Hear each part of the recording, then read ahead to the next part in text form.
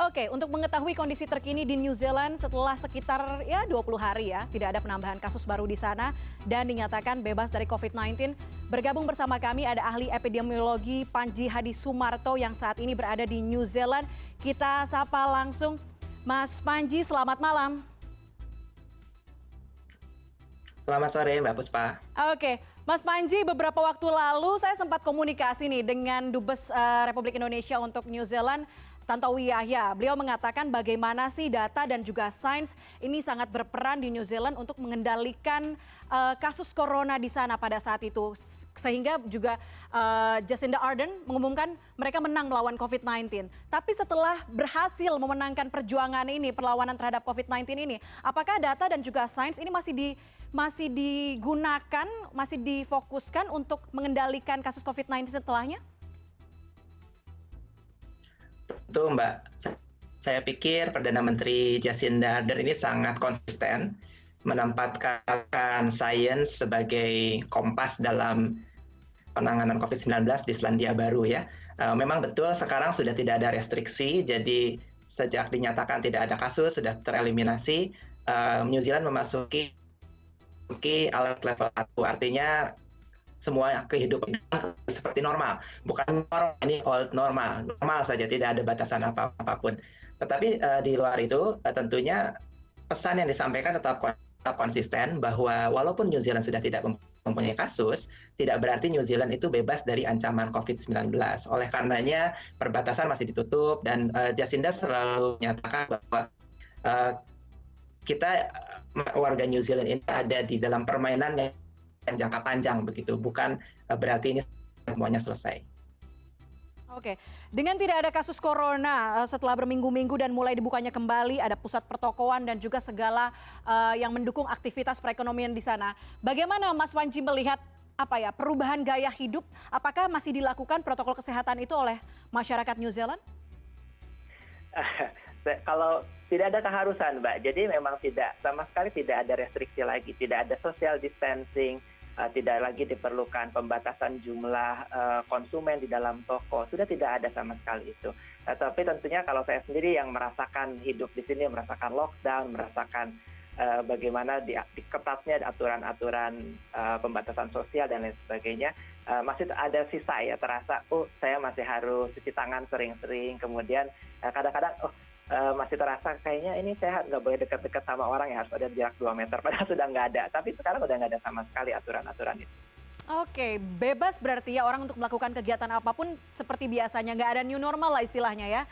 Tidak ada new normal. Akhir minggu ini sudah ada pertandingan rugby ya, dan itu sudah dibuka untuk ditonton di stadion. Jadi orang-orang sudah rame-rame ini udah beli tiket.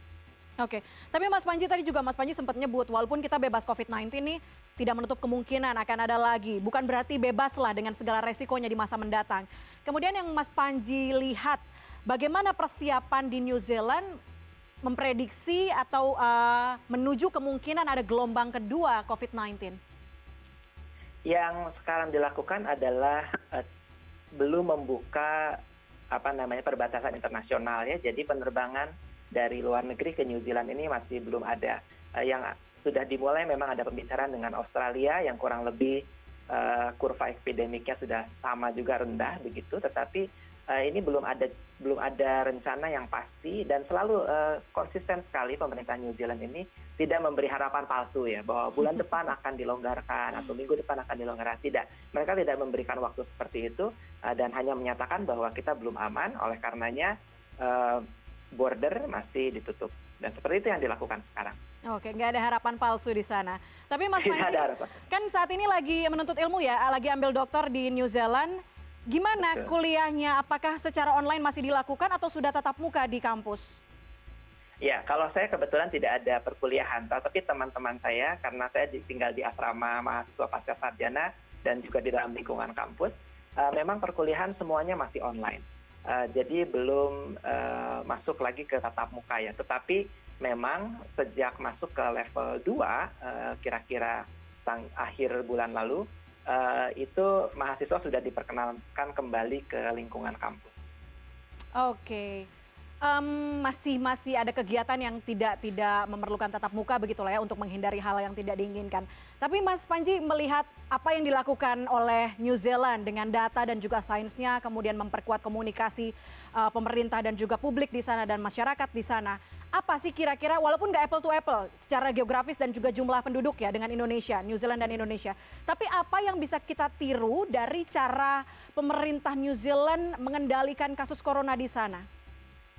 Iya Mbak, betul sekali. Memang kita tidak bisa membandingkan apa yang New Zealand dengan Indonesia apalagi ya. Tetapi saya pikir yang paling bisa kita pelajari dari Selandia Baru dari penanganan COVID ini adalah pertama bagaimana sains itu benar-benar dipercaya, menjadi pegangan dalam pembuatan kebijakan kesehatan masyarakat.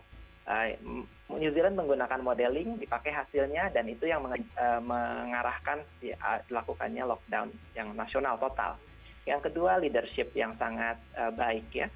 Jacinda Ardern ini sangat konsisten, dan ini ada kaitannya dengan yang ketiga, yaitu bagaimana mereka mengkomunikasikan kebijakan penanganan COVID secara konsisten, terus-menerus, pesannya sama, tidak pernah saling berbenturan satu sama lain. Dan ini terlihat sekali, Bu Jacinda itu selalu tampil sendiri ya, yang memberikan komunikasi harian tentang kasus-kasus COVID-19 di Selandia Baru adalah beliau sendiri didampingi dengan Secretary of Health-nya, jadi Menteri Kesehatannya lah. Tapi beliau sendiri yang tampil, bahkan beliau pernah mengadakan satu forum tanya-jawab lewat media sosial dari rumahnya sendiri dengan sweater seperti saya. Mungkin sweaternya beliau yang waktu dipakai lebih jelek dari yang saya pakai sekarang malah ya.